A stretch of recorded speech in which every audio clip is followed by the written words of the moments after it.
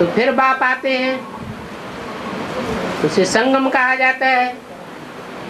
परंतु ये अनादि षष्ठी जो चलती रहती है उसे कहते हैं अनादि षष्ठी। षष्ठी का आदि नहीं कह सकते। षष्ठी तो अनादि है और अनादि काल तक यूं ही चलती रहेगी।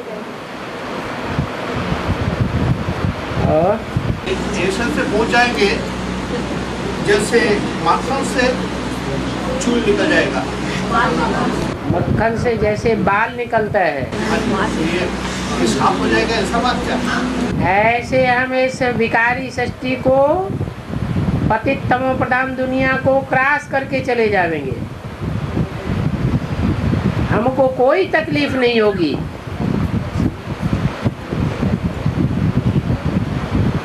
और सुप्रीम सोल तुरिया सोल है। तुरिया का अर्थ क्या है? तुरिया तुरिया तुरिया तुरिया माने सबसे अलग थलग। 500-700 करोड़ जो भी मनुष्य आत्माएं हैं या जो भी पशु पक्षी कीट पशु पक्षी पतंगे आदि हैं, उनकी आत्माओं से उसका कार्य बिल्कुल निराला है, इसलिए उसको कहते हैं तुरिया, निराला।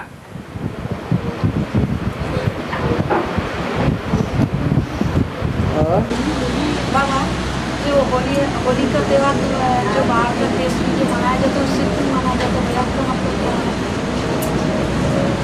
होली का मतलब कितनी बार अव्यक्त वाणी में बताया हुआ। होली का मतलब जो हो गया सो हो गया। होली में अग्नि जलाते हैं, लकड़ियां इकट्ठी करते हैं। ये हैं विकारों की लकड़ियां। 2500 वर्ष के ड्रामा में जो विकारी बने हैं, वो बची बचाई जो भी लकड़ियां हैं विकारों की, वो सारी आहुति लग जाती है। आत्मा है होलिका, आत्मा नहीं जलती है और देवान सारा इस होली में जल जाता है। रंग की धुलिया मनाते हैं। जो रंग फेंकते हैं वो धूल भरा रंग फेंकते हैं, माने देह अभिमानी की होली मनाते हैं। आजकल तो और ही होली का स्वरूप बहुत बिगड़ गया है। एक दूसरे के ऊपर कीचड़ भी बहुत फेंकते हैं। जैसे ब्राह्मणों की संगम की दुनिया में अभी कीचड़ फेंका जाता है। ये ग्लानि का गंध है जो फेंकते रहते हैं। एक तामसी रूप हो गया है होली मनाने का। फिर नए नए कपड़े भी पहनते हैं, पुराने कपड़े त्यागते हैं। ये है सतयुग में जाने की यादगार। नई दुनिया में जावेंगे तो जैसे जो होना था सो हो गया। जो विकारों की होली मनानी थी वो होली मनाई ली।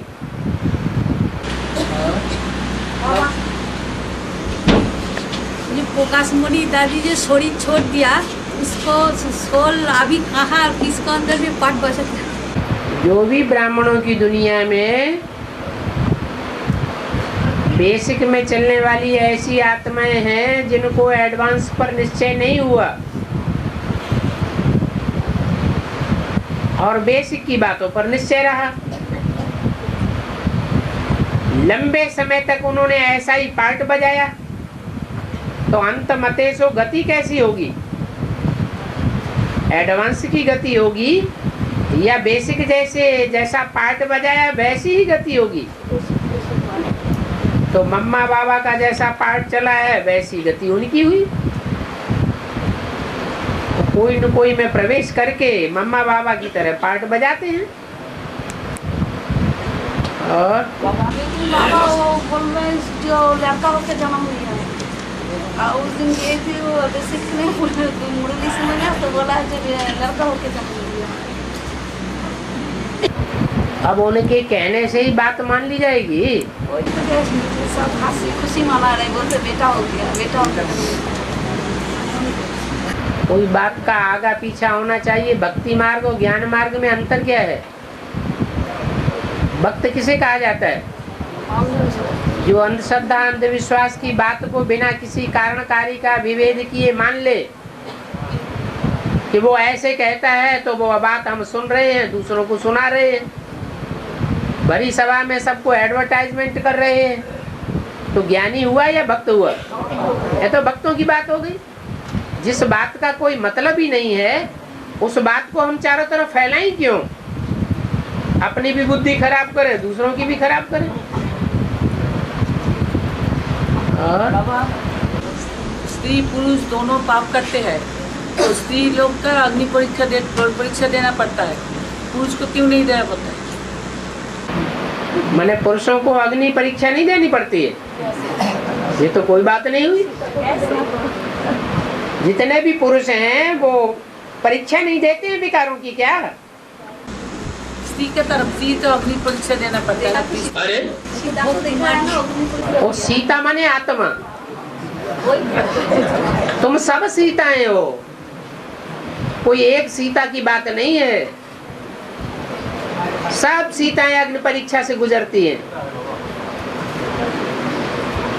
राम है एक और सीताएं हैं अनेक। और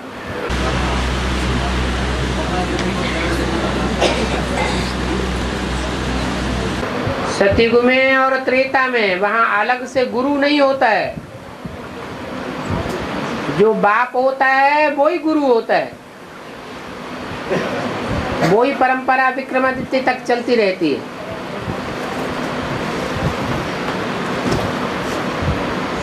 वो बाप ही गुरु बन करके बताता है कि ऐसे ऐसे मंदिर निर्माण करो, मंदिर बनाओ, शिव की पूजा करो, अभिविचारी पूजा करो।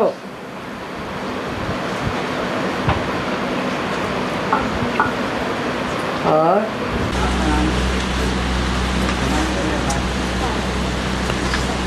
फिर उसके बाप का नाम क्या? फिर उसके बाप का नाम क्या? फिर उसके बाप का नाम क्या?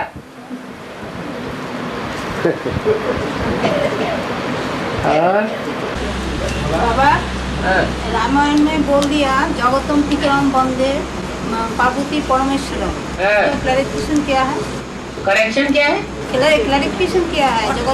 जगत के जो माता पिता हैं, सारे जगत के मनुष्य सृष्टि के माता पिता वो जगत के पितर हैं। माने सारे जगत के माता पिता हैं पार्वती और परमेश्वर। माने शंकर और पार्वती सारे जगत के माता पिता हैं, यही उसका अर्थ हुआ। उनको मैं वंदना करता हूँ।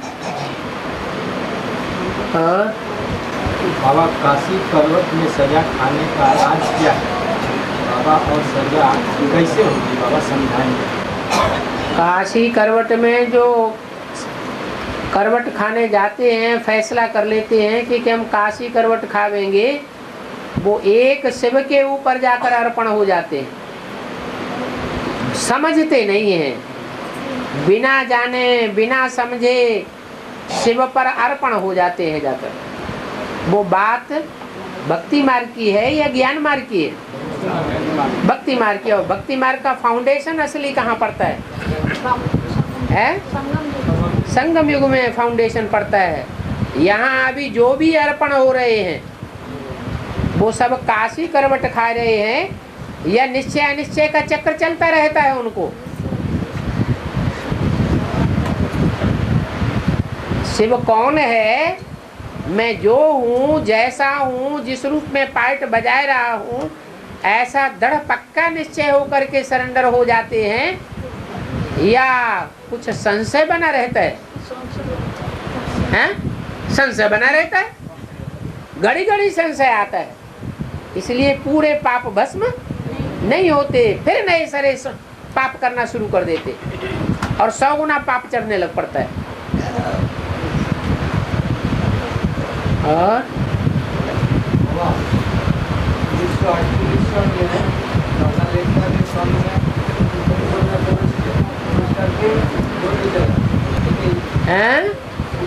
में 48 साल में दादा लेखा के काम में प्रवेश करके मुरली कराया।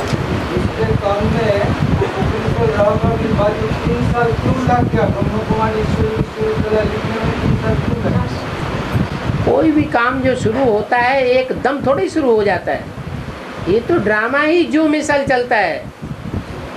पहले तो बात एक की बुद्धि में आएगी कि सबकी बुद्धि में इकट्ठी आ जाएगी, हैं?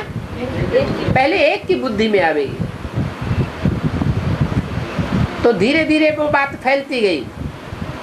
बाबा की वाणी चलती गई, सुनने वाले सुनते रहे और धारण करते रहे। धीरे धीरे ये फैसला हुआ 1950 तक, ये ब्रह्मा का कार्य तो हिंदुस्तान में चलना चाहिए।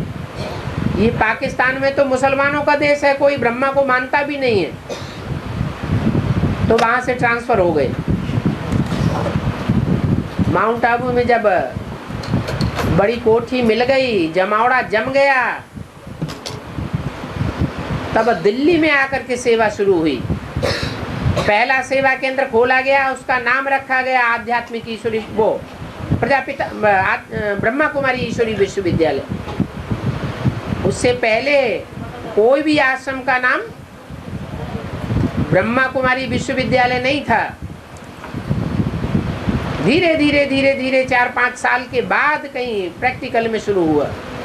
कोई भी काम होता है तो पहले मनसा के अंदर चलता है या सीधा ही प्रैक्टिकल में शुरू हो जाता है? पहले मनसा के अंदर चलता, फिर वाचा में आता है, वाचा में आते आते गुजरते गुजरते फिर प्रैक्टिकल में होता है।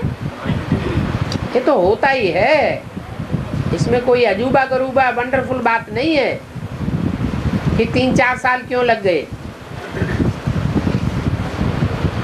आध्यात्मिक ईश्वरी विश्वविद्यालय सन 76 में ही पर नाम लिख गया क्या? में आया 74 में लिखना पड़ेगा। नहीं,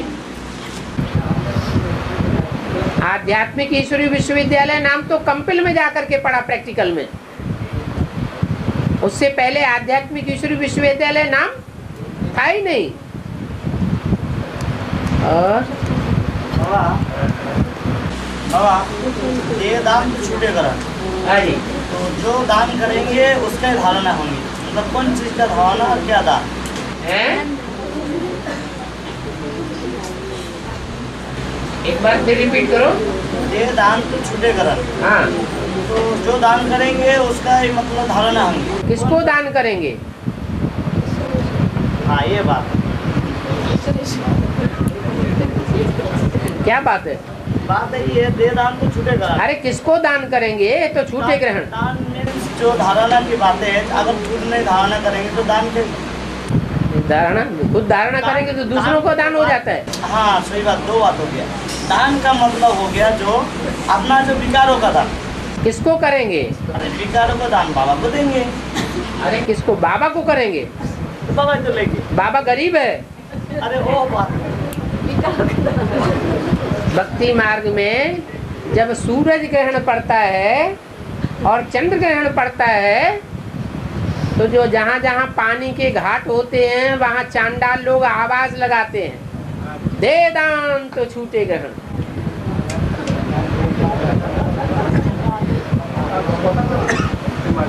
हाँ, माना सूरज को ग्रहण लग गया विकारों का, अब उसको दान दो तो तुम्हारे भी विकारों का ग्रहण छूटेगा।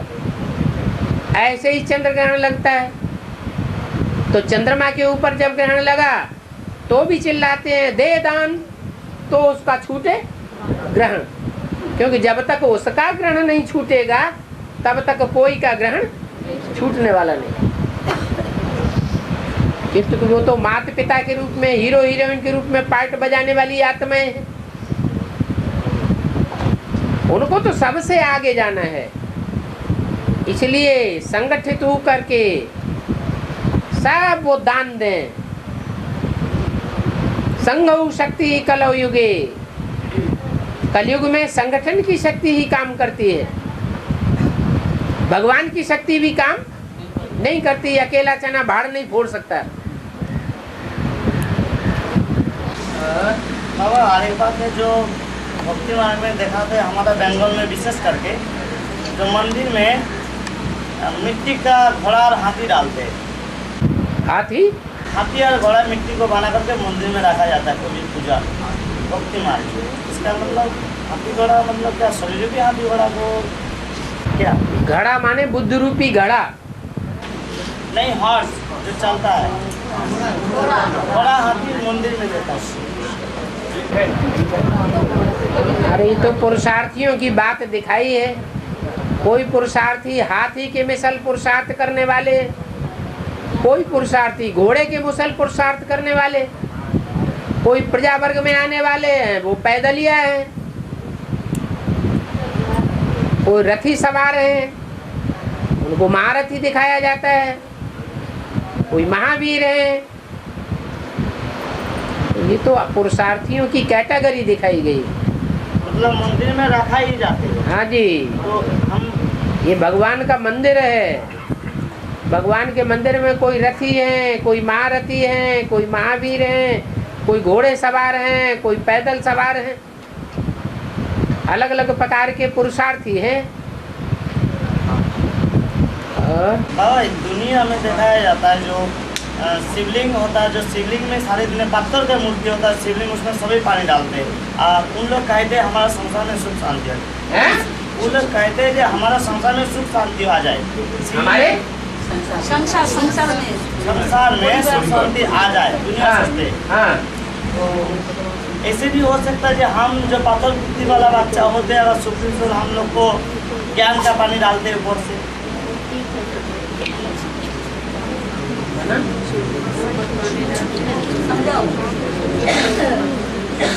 बोलो क्या कह रहे?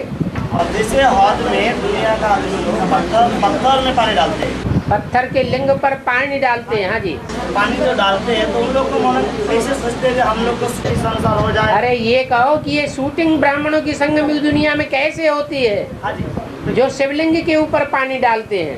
इधर हम लोग अज्ञान निद्रा में जो हम लोग अमृत वेला सो जाते हैं। नहीं, जब बेसिक नादी चलती है तो जो लिंग रूप में पार्ट बजाने वाली प्रजापिता की आत्मा है उसको भी जो भक्त आत्माएं हैं बीके वाली वो भी ज्ञान का जल चढ़ाती है। वो यहाँ शूटिंग होती है उन भक्तों के द्वारा। नहीं, वो तो ज्ञानी का अव्वल नंबर पार्ट बजाने वाली आत्मा है, उसको कोई ज्ञान जल क्या देगा? कोई ब्रह्मा कुमार कुमारी ऐसे पाठधारी को ज्ञान सुना करके संतुष्ट कर सकता है क्या? कर सकता है? नहीं कर सकता। जैसे हम लोग अमृत वेला में जैसे सो जाते हैं, मतलब मनन चिंतन नहीं चलते। जब मनन चिंतन नहीं चलते तो इसका मतलब हमारा जो ज्ञान जल ठीक से धारण नहीं है। हम किस लिए उठेंगे अमृत वेला, क्या करेंगे?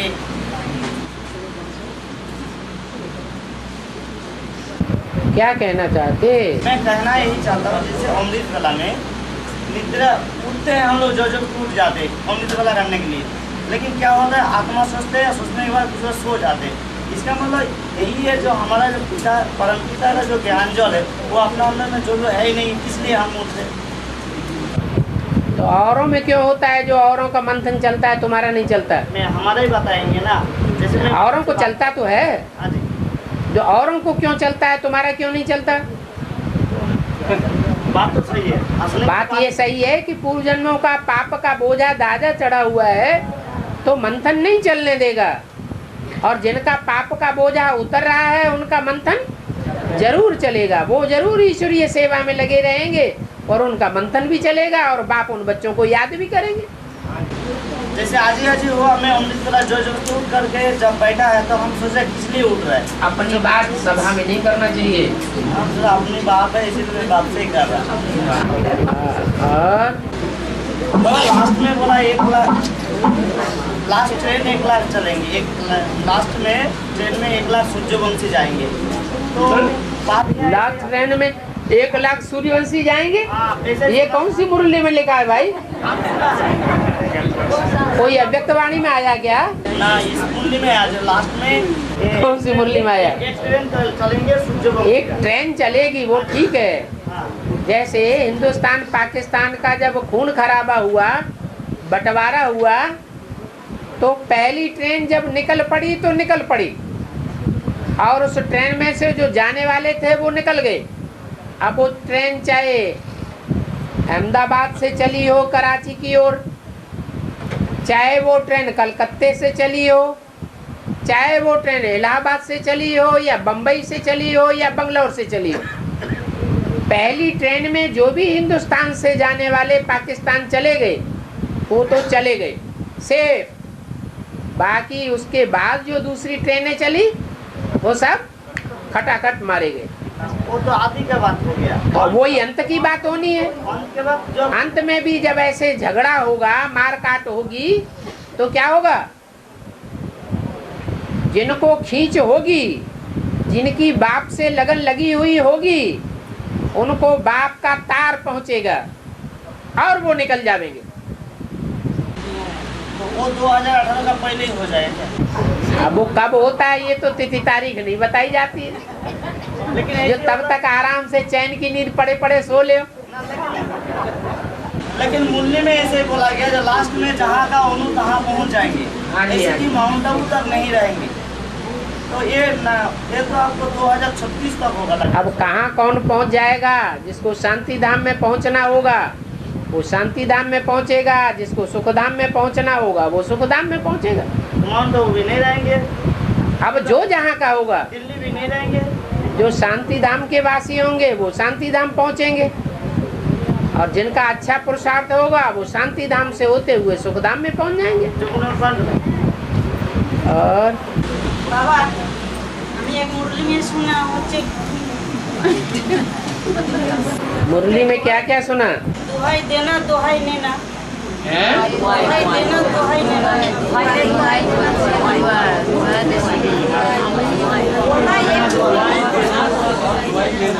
दुआएं दो और दुआएं लो। हाँ, तो क्या हुआ फिर?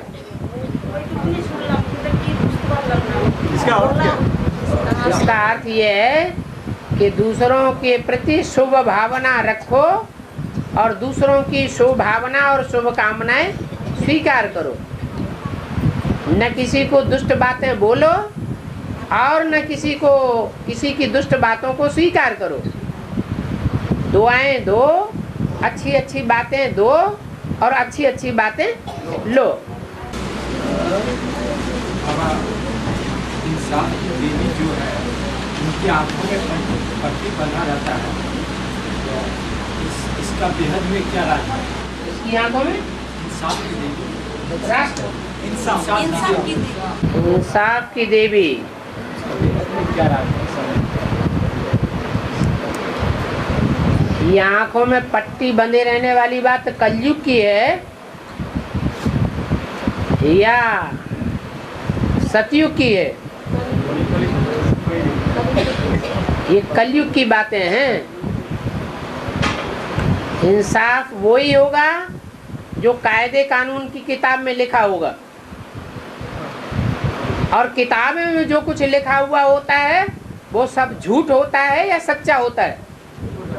वो सब झूठ होता है। किताब कभी भी पूरी बात नहीं समझाएगी,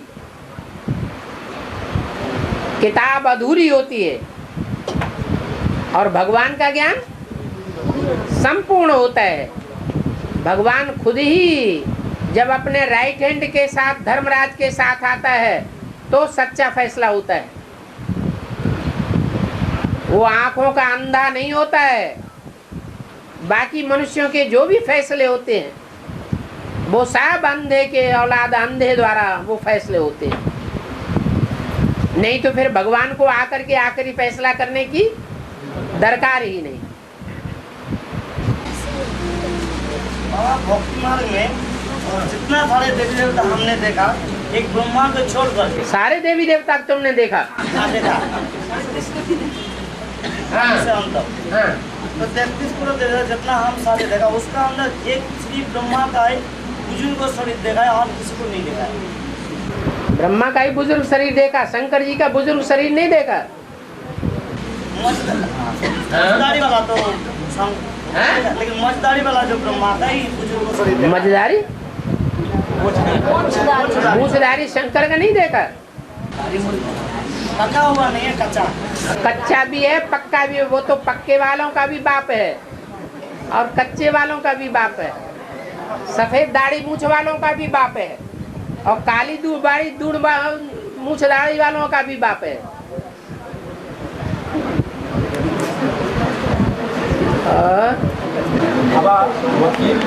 इससे ये साबित होता है कि ब्रह्मा तो सिर्फ दाढ़ी मूछ वाला ही दिखाया जाता है, माने भिखारी ही भिखारी है, श्याम ही श्याम है, वो सुंदर पार्ट नहीं है। लेकिन शंकर का जो पार्ट है वो श्याम पार्ट भी है, माने दाढ़ी मूछ वाला भी है और क्लीन शेव अर्थात सुंदर पार्ट भी है। एक ही शरीर से सुंदर और एक ही शरीर से श्याम पार्ट बजाता है। पहले श्याम और बाद में सुंदर पार्ट बजाता है। और एक तरफ से नारा भी लगाता है शिव बुरा शिव है, शिव को कहता है बुरा शिव है। एक तरफ कहते हैं बुरा शिव, मान मुनि महादेव मैंने बुरा शिव कहते हैं, मतलब आदि बुरा है। शंकर जी को बुरा कहते हैं, लेकिन दिखाने में ब्रह्मा को ही बुरा दिखा देते। बोले बाहर का लोग नारा बनाता है जो पूरा ब्रह्मा दिखाता है, शंकर तो सिर्फ ना जवानी दिखाता है। नहीं, ऐसा तो नहीं है। शंकर को बूढ़ा भी दिखाते हैं, बच्चा भी दिखाते हैं, नौजवान भी दिखाते हैं, स्त्री चोले में भी दिखाते हैं, पुरुष चोले में भी दिखाते हैं।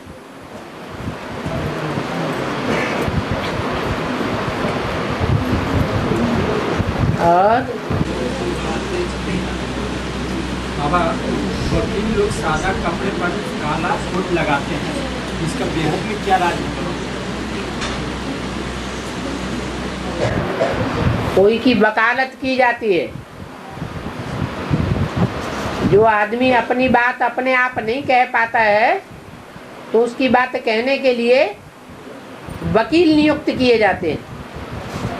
और ये वकील वगैरह जो रखे जाते हैं कोर्ट कचहरी में, ये कलयुगी दुनिया में रखे जाते हैं। जितनी दुनिया पुरानी और तमो प्रधान बन जाती है तब रखे जाते हैं, या जब सात्विक दुनिया होती है तब रखे जाते हैं। जितना जितना तमो प्रधान दुनिया बनती जाएगी उतना ही ये बीच में बिचौलिए बढ़ते जाते हैं। इसलिए इनको काले कोट वाला कहा जाता है। जैसे आज के फैसले करने वाले, उनका नाम दिया है, जैसे वो बाल काटने वाला होता है उसका क्या नाम देते हैं?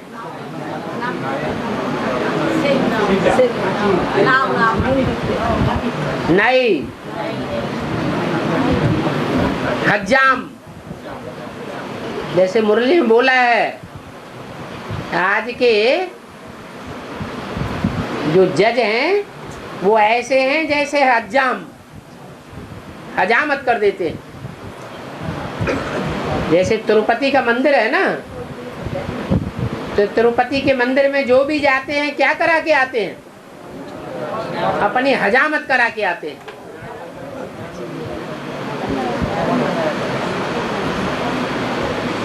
तो तिरुपति को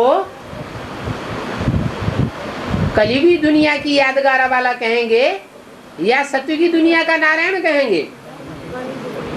क्या कहेंगे? दो पत्नियां कहाँ होती हैं? ये द्वैतवादी युग कहाँ की शुरुआत है? ये आज की दुनिया की बात है। और बाबा आलोक को भूल जाते हैं तो बे को भी भूल जाते हैं। आलोक और बे तो बादशाह हो गया, आलोक तो जो अल्लाह को मिल गया। कौन आलोक को भूल जाते हैं? अलग वो है जो सदैव पुरुषार्थ में खड़ा रहने वाला है। और वो है जो बादशाही लेने वाला है, अलग से लेता भी है और फिर गंवाता भी है। ये रचयिता और रचना की कहानी है। रचयिता है बाप और रचना है बच्चा। तो बच्चा है बादशाह और वो है पीरू वजीर, बच्चू बादशाह।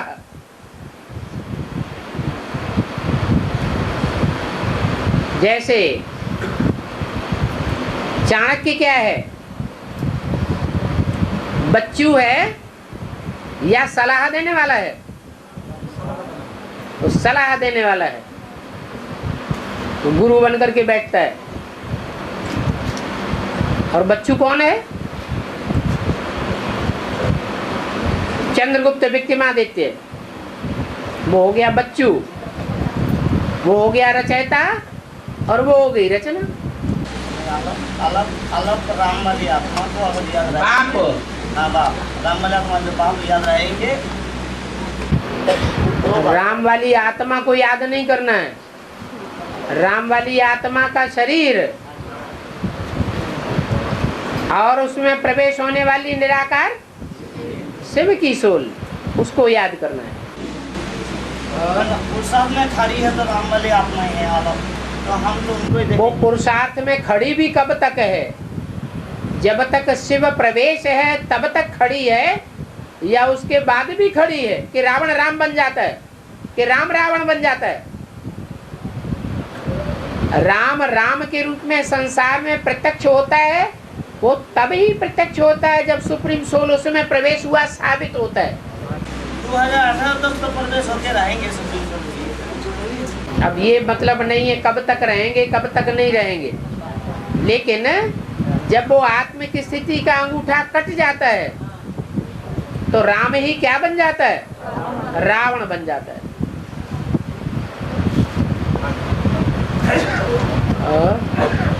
बाबा, होरी का अर्थ क्या है?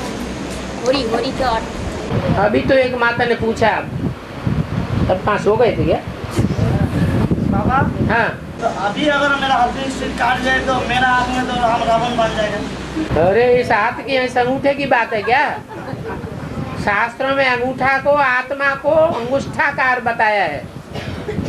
शास्त्र लिखने वाले नहीं जानते हैं कि आत्मा का स्वरूप क्या है, इसलिए उनको अंगूठे के आकार का समझ लिया। वास्तव में अंगूठाकार आत्मा नहीं है। अगर अभी हमारा आत्मिक स्ट्रीट टूट जाए तो नाक क्यों न काट लो? तो फिर हम तो नाक काटने से क्या आत्मिक स्थिति बन जाएगी? ये बाबा ठीक नहीं बोला, ये नहीं बोला, वो नहीं बोला, तो क्या नहीं बोला? रावण बन जाएगा फिर। है? क्या बोल रहे हो?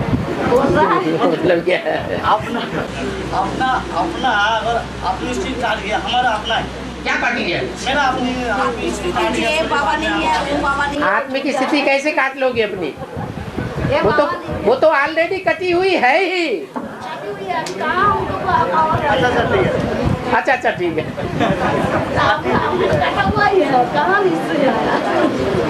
हम शरीर भान में यहाँ बैठा है। बाबा, वो एक कैसेट में बोला है राज करेगा खालसा। खालसा माने खालिस, खालिस माने पवित्र। जो पवित्र आत्मा है वो ही राज्य करेगी। अपवित्र आत्माएं जो होंगी वो राज्य नहीं कर पाएंगी। नई दुनिया की राजाई या ब्राह्मणों का जो नया संगठन तैयार होगा संसार में, और उसमें जो नई संगठन शक्ति तैयार होगी, उसमें कंट्रोलिंग पावर खालसा के हाथ में होगी। और खालसे की मान्यता सिखों में ही है। बाबा, महाभारत जो अभिमन्यु की दिखाया है ना, अभिमन्यु हाँ जी। तो वो अभिमन्यु जब माँ का पेट में था तब उसका पिताजी का कहानी सुना था। तो वो जो महाभारत में जो युद्ध हुआ था उसमें जो चक्र गुहा बनाया है, आप बंगाली में बोलिए, जल्दी जल्दी फटाफट बोल जाइए। वो चक्र गुहा में तो वो प्रवेश करता था, लेकिन बाहर में आते नहीं, इसलिए इसके उसमें उसको मार दिया। आप बंगाली में बोलिए ना, आप हिंदी में कुछ बोल रहे हैं, कुछ समझ में आ रही, कुछ बात नहीं बनती है। बंगाली में फटाफट बोल जाइए।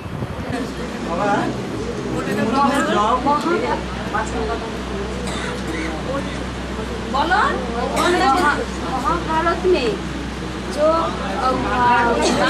वो तो अभिमन्यु नाम से ही महाभारत सब समझ लेंगे। का टाइम जो चक्र गुहा बनाया ना, उसमें तो वो प्रवेश करता है, लेकिन बाहर में आते नहीं, तो उसको मार दिया। इसका और हाँ, बाहर में आते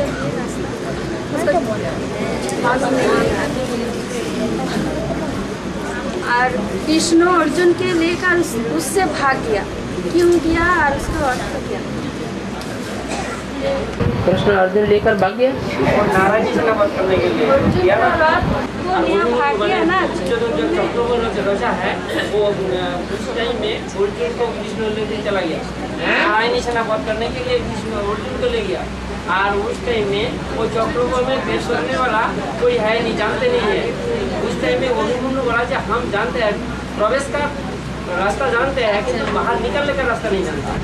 अब जो नहीं जानता है वो तो नहीं जानता है, तो वो न जानने के कारण ही फंस गया। हाँ, अगर जानता होता तो बाहर ना आ जाता। बाहर आ जाते हैं। हाँ,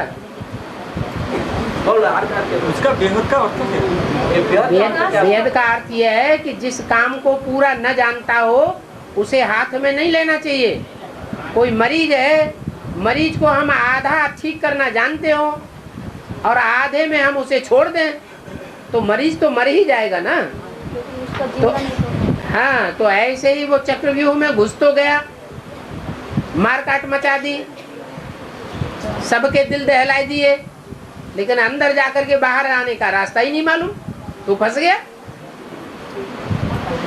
इसलिए जब तक कोई काम की पूरी जानकारी न हो तब तक उस कार्य को करना नहीं चाहिए, ये दिखाया गया है।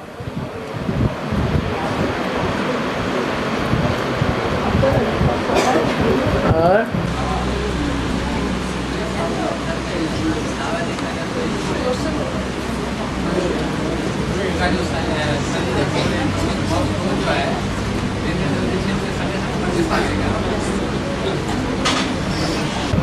दादा लेखराज ने 1967 में 68 में 69 में शरीर छोड़ा और शरीर छोड़ने के बाद कोई तन में प्रवेश किया।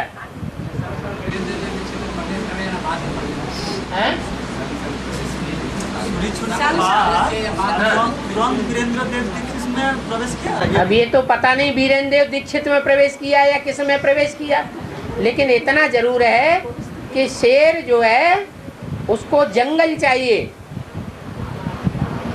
जंगल बिना शेर के रह नहीं सकता, इसलिए ब्रह्मा बाबा की सोल जो है वो प्रवेश तो करती है बच्चों में। अब कौन से बच्चों में प्रवेश करती है ये नहीं कहा जा सकता। शिव बाप जो है उनका मुकर्रर रथ एक ही है।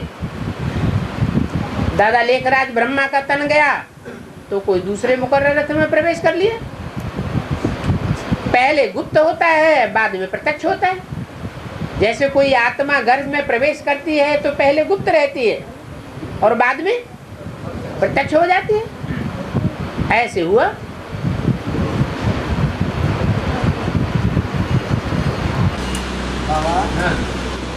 साकारी आकारी फिर साकारी आकारी निराकारी फिर साकारी। बाप साकारी से आकारी बना, आकारी से निराकारी, फिर साकार बनेगा। कितने आयाम हुए? पहले साकारी था, साकारी से आकारी बना, आकारी से निराकारी, और निराकारी से फिर साकार बनेगा। कब बनेगा?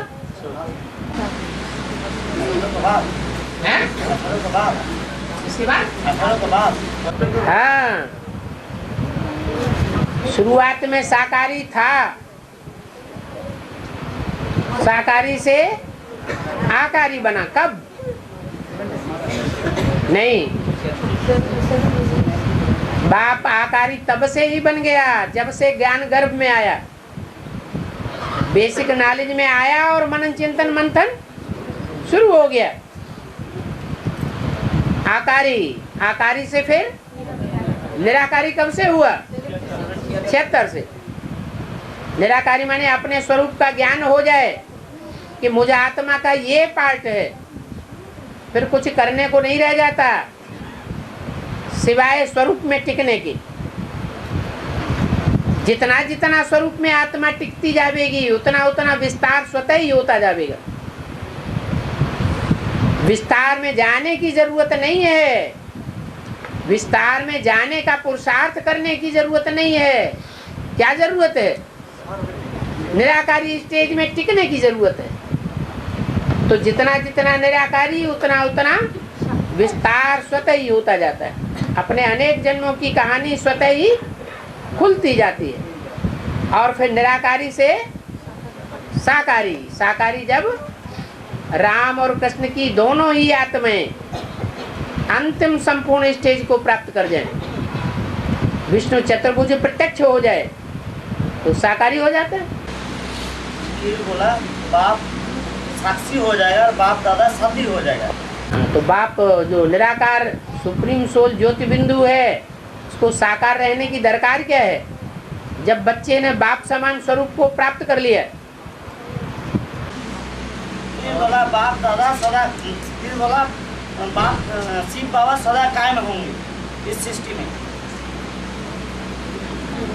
बाप दादा सदा कायम होंगे। बाप सदा कायम होंगे इस सृष्टि में। बाप सदा कायम नहीं होंगे। सारा शब्दों को ही बदल दोगे तो सारा अर्थ ही बदल जाएगा। इस सृष्टि पर सदा कायम कोई चीज है नहीं। सदा कायम तो एक शिव बाबा ही है। माना जो साकार स्वरूप है निराकारी स्टेज वाला होगा, लेकिन वो भी सदा कायम इस सृष्टि पर रहता है। और दुनिया में कोई आत्मा ऐसी नहीं है जो सृष्टि रूपी रंगमंच पर ऑलराउंड पार्ट बजाने वाली है। मतलब 4.5 लाख बच्चा को, 4.5 लाख आत्मा को कंट्रोल, टोटल बच्चा और बाप मिलकर 9 लाख को इसमें कंट्रोल और शासन करना, ये अधूरी दुनिया में होता है या संपूर्ण दुनिया में होता है? ये तो अधूरी दुनिया की बातें हैं। 2018 के बाद अधूरी है। जो संपूर्ण बाप है वो तो वो चीज है जो नारा देता है स्वतंत्र रहो और स्वतंत्र रहने दो। जब बापों का बाप यहाँ आया हुआ है, वो ये बता रहा है बच्चे I am your most obedient servant, तो सो बाप से पढ़ाई पढ़ने वाला ये लक्ष्य लेकर के कैसे रह सकता है कि हम दूसरों के ऊपर कंट्रोल करें? कंट्रोल करने वाली बात ही खत्म। यथा राजा तथा प्रजा। इसलिए सतयुग में गद्दियां नहीं दिखाई गई हैं। बाबा ये 2018 के बाद तो कंट्रोलिंग आएगी, तो 2018 संपूर्ण बन जाएगी। फिर controlling power, controlling power, control जो है हमको बाप दादा ने हथेली में सर लेके आएंगे, बाप मतलब हथेली में सर रख देंगे, तो वो 2000 तो देंगे कि दे दिया है? वो स्थूल हथेली माने बुद्ध रूपी हथेली में नई दुनिया का सारा खाका खिंचा हुआ रखा है, उसको कहते हैं हथेली में स्वर्ग दे दिया। माने नई दुनिया की सारी प्लानिंग बुद्ध रूपी हथेली में जिसके आ चुकी है, उसका चित्र कृष्ण का बनाई दिया। कृष्ण हथेली में स्वर्ग दिखाया गया और पांव में नरक ढकेल रहा है, लात मार रहा है। माने जो दुनिया भस्म होने वाली है ब्राह्मणों की, उस दुनिया को लात मार रहा है। इन गुरुओं को मारो गोली, ये गुरुओं की दुनिया है, इससे कुछ लेना देना नहीं, ऐसे ही गड्ढे में जाने वाली। इसलिए एक और लात मारो, जाए जल्दी से गड्ढे में। बाबा ये अभी अभी एक चित्र हमने देखा जो अष्टदेव को 8 दिशा में दिखाया गया है। तो ईश्वर तो ईशान में है, आप कुबेर है आपको उत्तर में, तो दक्षिण में जम है, और जो वरुण में पानी वो आपको पश्चिम में दिखाया गया, और पूर्व में इंद्र। इसका मतलब जम जो दक्षिण में है वो कौन? गलत नहीं करेंगे बाबा, लेकिन 4 तो फिक्स हो गया, 2-3 वही दिया क्या वही क्या? जैसे कुबेर आपको उत्तर में है तो बनाया ना वो चित्र अष्टदेव का 4 ना, इसलिए वो मतलब वो जो 8 है, 8 जो है अष्टदेव, तो ईशान में तो ईश्वर है ही है, और बात में कौन धार में कौन है? तुम पूछ क्या रहे हो? मैं यही पूछ रहे जो वो जो अष्टदेव को 4 दिशा में बैठा डाला, 4 दिशाएं अष्टदेव थोड़े ही है। 8 दिशा में बैठाया। जो 4 दिशाएं हैं पूरब, पश्चिम, उत्तर और दक्षिण, उन चारों दिशाओं के कोण भी हैं। जैसे पूरब, पश्चिम, उत्तर और दक्षिण ऐसे कहा जाता है ना, तो इनके कोने भी हैं। जिन्हें कोना है उनको कहा जाए उत्तर और पूरब का कोना, ईशान कोण। तो ऐसे ही 4 कोने भी हैं, 4 दिशाएं और 4 उनके कोने, इस तरह मिला करके 8 दिग्पाल कहे गए हैं। 8 दिशाओं, दिग माने दिशा, 8 दिशाओं को पालने वाले दिग्पाल, वो अष्टदेव कहे गए। बाबा वो जो जम का हम सुना ईशान में ईश्वर है, उत्तर में कुबेर है, तो दक्षिण में जम जम जम। हाँ, तो क्या बात क्या कहना चाहते? बात कहना यही चाहते थे, ईश्वर का पाठ तो हम लोग जान चुका है। हाँ, तो सबका पाठ जानना कोई जरूरी है? बाबा खुद ही क्लियर कराए देंगे। जिन आत्मा का जो पार्ट होगा वो अपने आप मैदान में आके पार्ट बजाएंगे, मैदान में आके पार्ट बजाएंगे और हम जान लेंगे इनका ये पार्ट है। इसमें पूछने करने की बात ही नहीं, कौन सा किसका पार्ट है। अच्छा बाबा वो जो 10 दिग में उद्धव और अद्धव कहते हैं वो क्या है? ये तो 8 दिशा हो चुका है, उद्धव और अर्ध वो क्या?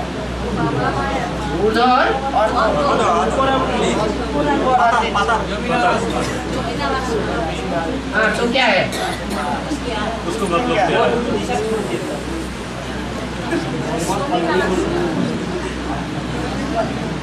आसमान और जमीन। तो क्या हुआ? जमीन का मतलब जमीन ही है। मतलब क्या होता है उसका? का मतलब क्या? ऊर्ध्व माने ऊपर, अधो माने नीचे। लेकिन 10 धर्मों का पिता है ना दशरथ, 10 धर्म का अपना को कंट्रोल करने वाला होगा कि नहीं? आप तो 10 धर्म को कंट्रोल करने वाला दशरथ है, राम को भी पिता है। 10 धर्मों को कंट्रोल करने वाला दशरथ का मतलब क्या? आप तो सारी धर्मों का पिता है ना। कहीं 10 धर्म कहते हो, कहीं 10 रथ कहते हो। बोला 10 धर्म का पिता जो दशरथ है वो कौन है? वो 10 धर्म का पिता है ही नहीं, वो सिर्फ एक आदि सनातन देवी देवता धर्म को ही स्थापन करने वाला है। उत्तर भी दे रहा है आप तो। अनेक धर्मों को क्यों स्थापन करेगा? वो तो सिर्फ सनातन धर्म का धर्म पिता है। मतलब वो जो 8 गुरु होता है ना, 8 गुरु 100 ले लीजिए छोड़ करके फिर भी 8 गुरु है, वो 8 गुरु तो बात नहीं, लेकिन उसको भी तो दवाई देते हैं ना। पागल ना हो जाओ। क्या पूछ रहे हैं? बोल दे बोला पागल मार रही है बाबा। ठीक है, पागल बाबा बोला नहीं, बाबा को पागल बना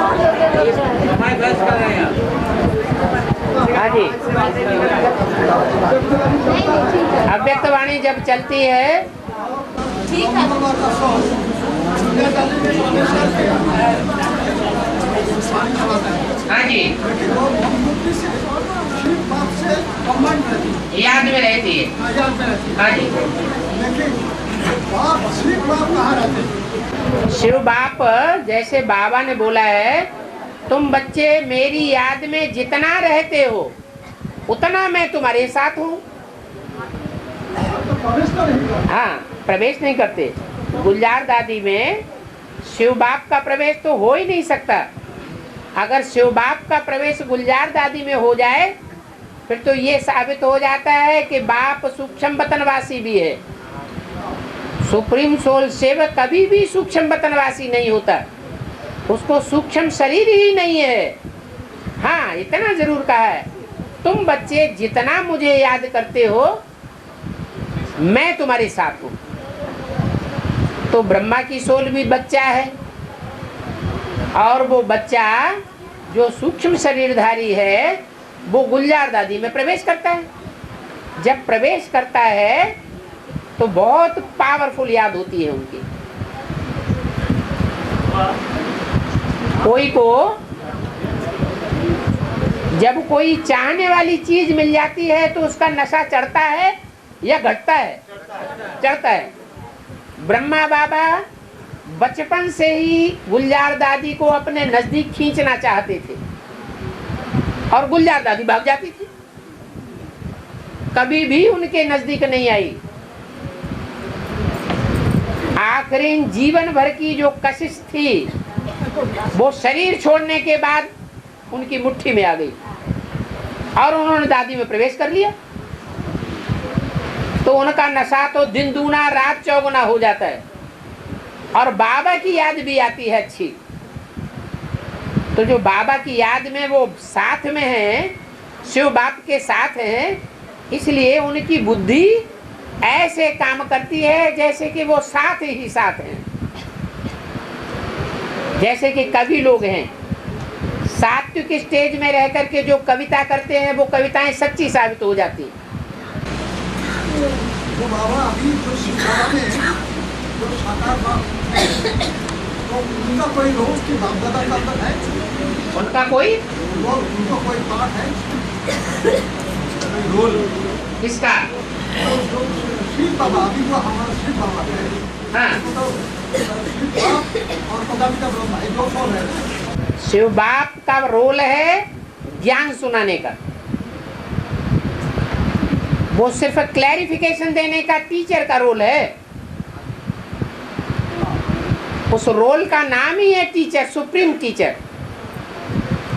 वो जैसा क्लैरिफिकेशन दे सकता है शास्त्रों का, अव्यक्तवाणी का, मुरलियों का, ऐसा क्लैरिफिकेशन दुनिया की कोई भी मनुष्य मात्र आत्मा नहीं दे सकती। ये उनका रोल है वर्तमान में। बाप दादा का अंदर में जो हमारा जो अभी बाबा है उनका कोई पार्ट है क्या? बताया तो, जो साकार में पार्ट है उसका नाम है, उसका टाइटल है सुप्रीम टीचर। आत्माएं दो हैं, एक है सुप्रीम सोल जो सुप्रीम टीचर का पार्ट बजाती है और जिस तन के द्वारा पार्ट बजाती है वो तन वही प्रजापिता का है, माना पतित तमो प्रधान, और उसमें भी कृष्ण की सोल प्रवेश है।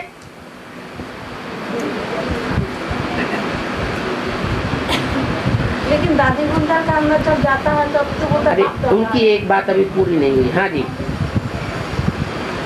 आप कुछ और पूछना चाहते हैं जो कि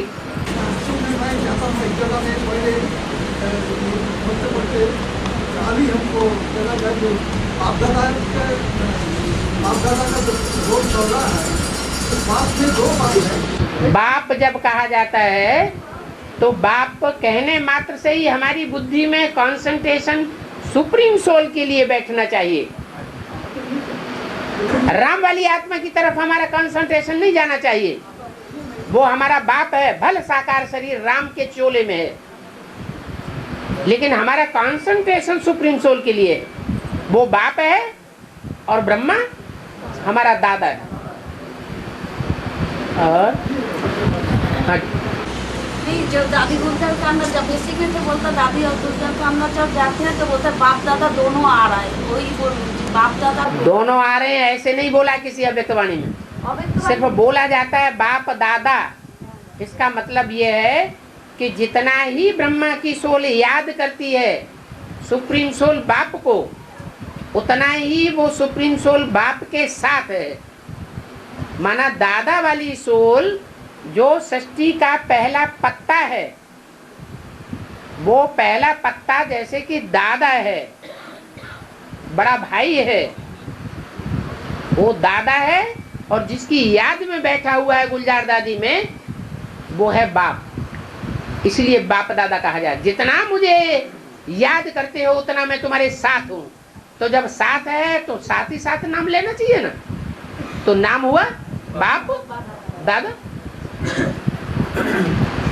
और बाबा पहले पहले झाड़ छोटा था, बाद में झाड़ बड़ा बड़ा हो जाता है, इसका मतलब क्या है?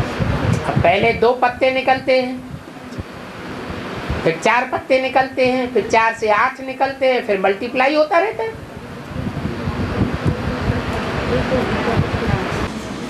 इसलिए पहले झाड़ छोटा होता है, इसलिए कोई भी बीज बोया जाता है तो पहले 2 ही पत्ते निकलते हैं कि इकट्ठे निकल आते हैं। ऐसे यहाँ भी नई सृष्टि का बीजारोपण होता है। 2 से 4 को संदेश मिलता है, 4 से 8 को मिलता है, 8 से 16 को मिलता है, मल्टीप्लिकेशन होता जाता है।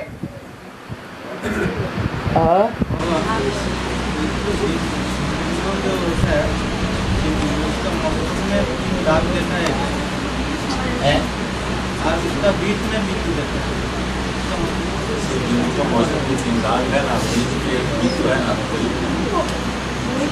शिवलिंग में 3 दाग है, इसके अंदर एक बिंदु का चित्र है, इसका अर्थ 3 रेखाएं हैं पड़ी हुई, जो शिवलिंग में 3 रेखाएं पड़ी हुई दिखाई गई हैं, और उनमें बीच में जो बिंदु रखा हुआ है वो सुप्रीम सोल बाप की यादगार है, जो उसमें प्रवेश करके अपना पार्ट बजाता है। 3 रेखाएं ब्रह्मा विष्णु शंकर की यादगार है। ये 3 पार्टधारियों की यादगार हैं 3 रेखाएं। और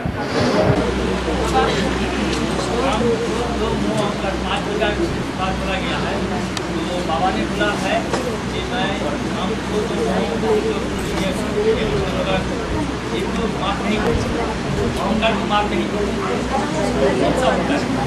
काम क्रोध लोभ मोह, ये 4 विकार जो हैं वो परमात्मा बाप उनको पतितों को पावन बनाने के लिए बांधा हुआ है, लेकिन जो देह अहंकार को नहीं छोड़ता उसके लिए बांधा हुआ नहीं है। पहली शर्त है देह का त्यागन करो, देह की स्मृति भूलो, अपन को आत्मा समझो। इसलिए 4 विकार तो माफ हैं। उन 4 प्रकार के विकारियों को राजाई मिल जाती है, लेकिन जो देह अहंकार को नहीं छोड़ता, अहंकारी रसियंस, उनके कुल में कोई को भी राजाई नसीब नहीं हुई, कोई राजा नहीं हुआ।